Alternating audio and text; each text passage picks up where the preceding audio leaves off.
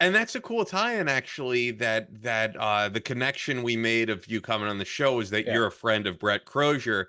Yeah. He was on about a year ago, episode 192. Chris wasn't on for that episode, but I mean, that's really a great guy. And I think when you speak about people who have great ethics and people who are going to do the right thing no matter what, like the fact that he spoke about it on the podcast that he lost his job because during COVID he basically said, I'm not going to enforce this because there is no social distancing on a Navy Yep. ship.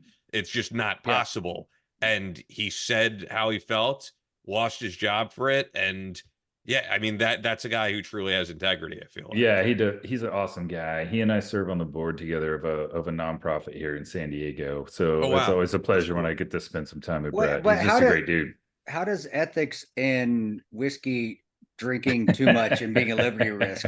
And Brett has ethics. Are we just talking about the So- No, opposite? because I said Is that he- the he case? tolerates Navy me. and Navy ship. That's because you did it on a Navy ship. That's how I God, tied it. man, that's But Yeah. that and the could, other it thing could is, be a tight end. They opposites attract, man. Brett's got Yeah. a ton of ethics and does everything right. Whiskey's like, dude gives a shit. I'm gonna drink. I was a little bit of a limit pusher, which was a superpower in some ways and detrimental in others. You know what Good. stood out about that interview to me though was so his book is Surf When You Can, and Yeah. and he's very big on surfing. Of course, you guys both living there in San Diego. But the thing that there's like always something from these interviews that really stands out to me and that I take from my life was that when he was talking about his love of surfing and all that, and I said something about the work-life balance and how it was important to him. And he was like, no, it's the life work balance. Life should always come first before work. And I thought that was I just got a lot out of that. So it was cool Yeah. that he hooked us up with you because yeah, I could see Yeah. the friendship there, and cool guy, very cool Yeah, guy. for sure. Yeah, it was definitely him. He was like, "Hey, yeah, you should definitely reach out to these guys. They're a good time." And I'd listened to the show before too, so I was like, "Yeah, sure, Thanks, I'll send man. it to him. See how it goes." Was he one of the people who encouraged you to write a book? Because it's funny when I first started doing. I mean, it's crazy. Time flies by because I've been doing this for 11 years in terms of just interviewing military veterans. And I remember 11 years ago, it was mainly Navy SEALs putting out books. You know, that Yep, was the main thing. it And was. now it's kind of everybody. It's and Yeah, there's also not this stigma. I mean, I Yeah. worked with Brandon Webb, and I know there was some controversy with him with in terms of like was everything accurate. But I'll be honest, I think some of that controversy was just a lot of people being like, you should be a quiet professional, you shouldn't write a book. And now I don't agree with that. And if people do feel that way and that's their own standard, I get that. But I don't think you should discourage other guys from writing books. And I think everybody has like their own story to tell. You know, your book is unique, just yeah. like Chris's book is unique. So yeah, I was wondering what did encourage you to put out a book? And at one point, did you say, I'm okay with this. I'm comfortable writing a memoir and exposing these parts of my life. I mean, you have a chapter on addiction. Yeah. You expose when you put out a book like this, you do expose a lot about yourself. For sure. No, actually, I was well underway when I met Brett. He and I met after we were both out of the military. I think literally just a couple of years ago, and so I was already in process on all of this. But really, what it was for me was I kept a journal the entire time I was in the Marine Corps, which is an odd thing to do, and I can't even tell you why I started it. But I started at OCS just because I thought the drill instructors were like the funniest people I'd ever seen in real life. Like I used to get my ass chewed for laughing all the time. But I started just writing stuff down because I was like, oh, this is so awesome. I'm never going to remember it if I don't. Well, I just never stopped. And so I kept doing it. And I found that writing was kind of a decompression exercise for me. And I was always trying to find ways to say, let the air out of the balloon, aside from like having a six pack, of course. But you're having a PT, I'm gonna work my ass off, I'm gonna do all this stuff. But what else healthy can I do? So like writing in this journal felt like this kind of healthy thing I could do was helpful for me.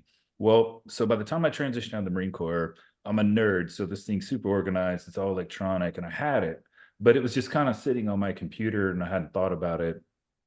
And really what happened was I sort of had this idea like, well, maybe I should turn this into a book. But I'll be honest, for at least a year, I was walking around like, dude, who the hell are you to write a memoir? No one cares. You're an assault support pilot, go pound sand. Like, what are you thinking? That was the voice in my head. And then what happened, if to be totally honest, was in 2021, I started hearing just more and more stories about guys that I knew that had gotten out, transition out, were having all kinds of issues, substance abuse, marital issues, just couldn't hold down a job. Guys are struggling. And to be honest with you, I was navigating some of that myself. And so I'm like, I know what's wrong with him. So you're trying to reach out to guys kind of individually, trying to help, just trying to be a good friend, trying to be a buddy, if you will. And then one day that just kind of became my why. I was like, you know what? Maybe I should just share this story. And if I do this in a really honest way, maybe in some way it'll be at least a tiny bit helpful to somebody. If nothing else, maybe they'll be like, hey, I can identify. There's at least one other dude out there that has had a similar experience and struggled with some of the same things. So once I kind of had that as my why, then I was like, all right, I'm doing it. And then I just really just sat down and started jamming on it. And it was really call it a spare time project, at night, on the weekends, whatever. Spent most of 2022 doing it, and then started chopping around for publishers. Ultimately decided I want to go with a hybrid publisher because the standard publishers I talked to all wanted me to like chop a bunch of stuff out of it, make it more about your wife. They just had these opinions that I didn't like, frankly. I felt like if I'm going to do this, I'm going to do it my way. And so I found a hybrid publisher that was excited about doing it, and then, signed on with them. Then the only real delay was I had to send it to the Pentagon. There's an office there, the DoD Office of Pre-Publication Security Review. It took them about 7 months to go through the whole manuscript and send it back to me. And thankfully, they had me redact some things, but it was mostly just little details, nothing that materially affected the story. And then once that was done, we were off to the races. So from there, it was balls to the wall. But I'll say the person I give probably the most credit to is my wife, because I did this in a really brutally honest way. And I talk about the home part of it too, and how hard that was. And so, I think she reluctantly got on board initially. And I think she feels okay about it now. Although, I'm not going to lie, like a week and a half ago, right when this thing was about to launch, we were kind of sitting there like, no, anyone who wants to is going to know our business here in about a week. But I still felt like it was important to include that, just so that whoever reads this sees the totality of the experience, right? Because you're juggling this life where you live on two different planets. On one, you're this warfighter guy and you love it and you're kind of addicted to it. And you start thinking you're crazy because you like it so much. And at the same time, you're supposed to go home in the suburbs in San Diego and try to act like just a normal dude. Like it's almost impossible. But I really wanted to paint that picture of that's the reality of it. And I committed early in the process to do this because I had the journal. I'm able to give the perspective that I had at each individual point in the story, even if I now look back at that perspective and think like, oh man, you were wrong, or you were screwing that up. But to me, that made the whole thing really honest. So you can see that development, you can see where I screwed things up, you can see where I was being an asshole. But you see that whole track from clueless, motivated co-pilot to, senior captain who thinks he's a badass and turns into a smart aleck. And now I'm a major and I hate myself because I always hated majors, to holy shit, I'm the CO of the squadron. How'd this happen, right? You get to see that whole, you get to go on that whole ride with me. And so I just wanted to do that in a really honest way. I knew I was taking some risk in doing that. I'm sure I will hear something from somebody at some point about how I should have made it sound more like a commanded staff paper, but I just didn't want to do it that way. No, you have to have relatability. If you don't, then those that haven't served don't pick up the snippets, the leadership, the honesty, the integrity, the ethics, the learning. And you just said it right there. And I know I'm the same way. I know everybody that's come on the show that's been in the community, whether aviators, special operations, has said the same thing. How many times we've screwed up? I mean, that's what we do. The only difference between us, and if you want to say it's a difference, it's not, is that every time we screw up, we're like, okay, well, we'll just try it again. But we screw up, and that's the beauty, and that's the relatability, and you need that in there. Yeah, you don't need to be Admiral McRaven saying everything's right, because Admiral McRaven, I know, has screwed up 8 million. Everybody has, but no, I want to know, what did he do wrong? Maybe I've done that wrong. Well, how did he get through it? Well, then I can do this too. And I've learned that on the speaking tour, how I've had to do that is do it, not necessarily writing, even though the Ranger Way is kind of like that. I just wrote about all my screw ups. Like I fucked up. Okay. But that you're helping people because you're honest, and that's tremendous. And I don't know many 05s that are willing to do that, which says a lot about you, brother. That says you're humble right there. You're an 05 and you're did you make 06? Did you make 06? You made No, actually I pulled my name and went ahead and transitioned out right when I was on the cusp of that. Well, maybe that's why this is so honest. If you would have made 06, they would have sent you to a command college and they would have got that right out of you. That is definitely what was going to be the next step. That was the next step for me. But it is, I am glad that you're honest and you are how you are, and you're helping to just help the end. And it doesn't have to be military. I get with people, militaries, you don't have to, we're not just doing stuff for the military, but we do have to find some relatability to everybody else. And by saying the addictions and the marriage problems, and we have the same things that everybody else does, in fact, and sometimes even more. This is how we get through them, and it can't help it. It can't help. But man, I wish you're one. I think back all the time, man, I wish I would have taken a journal from day one with the drill sergeant. So that was brilliant. You're like one in a million, man. It worked out. I'm glad that I did. I could have never written this if I had not done that. I mean, that was literally the source material. But I'll tell you, the hardest part about writing it, especially in the early stages, was I would sit down and be like, okay, I'm gonna write for 2 hours. 2 hours go by, and I was just reading the journal, and it was like, oh, I forgot about that. Forgot about this. I mean, it was awesome.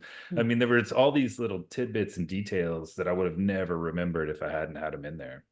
Hey, that's actually a good thing to mention for, as I said, there's so many guys putting out books now, but I'd say there's even more guys who have similar stories to both of you who say, one day I'm going to write a book, and they never do. Like, how would you encourage them to actually do this? Because I'll give one word of encouragement as a guy who hasn't written a book. But when you talked about going with the hybrid publisher and doing it the way that you wanted to do, I don't want to call it out because it's almost like embarrassing, but we've had guys on the show who don't know the first thing about putting out a book. They Google how to put it out, and some, Airfingers publisher asks them for money, screws them puts over. out their book. Yeah, and totally screws them over. Like, we've had guys on the show like that. So yeah, what advice would you give for someone who just has the idea in their head, I lived this incredible military life, or even just, I want to get it out there? How do they do it? Yeah, to me, the best way to go, and this is really what I did, is there's enough military guys who've written books, is they're easy to find, and ask them, because those are the guys that'll give you the best gouge, right? Like, because it's a community and everyone cares about each other and everyone takes care of each other. And I totally believe that. And even if it's some guy that you don't know that you're looking at like, oh man, that guy's famous, I'm not going to bother him. Those guys they'll help you. I mean, just basic advice like, hey, how did you do this? And so I knew a few guys who had written books.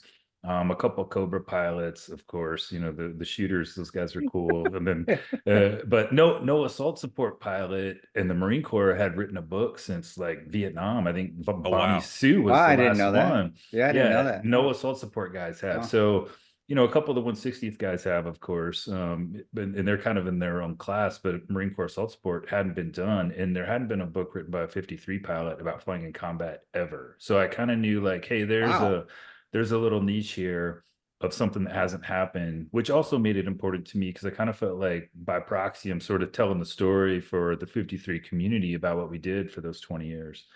But it was really just ask other guys who've done it. You get the best gouge that way. They won't steer you in the wrong direction. And from there, I was able to kind of navigate and find my way to some good options. I also honestly reached back out to a couple of the professors that I knew at the Marine Corps Command and Staff College in Quantico, just people who are trustworthy, right? People who are inside the club in some way.